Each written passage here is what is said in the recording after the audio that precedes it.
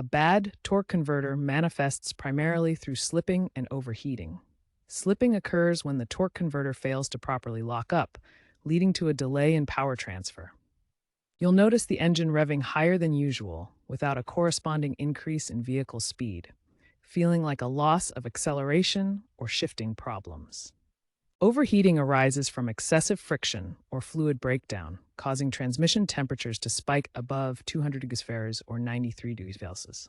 This can warp internal components and accelerate overall failure. Promptly addressing these issues is vital to prevent more extensive damage.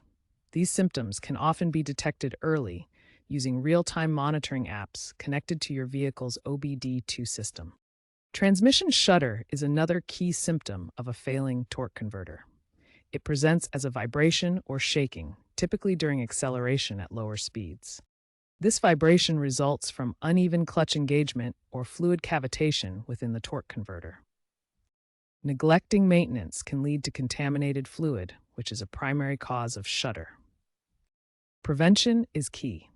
Regular fluid changes every 30,000 to 60,000 miles, with manufacturer-approved fluids, will extend the life of your torque converter.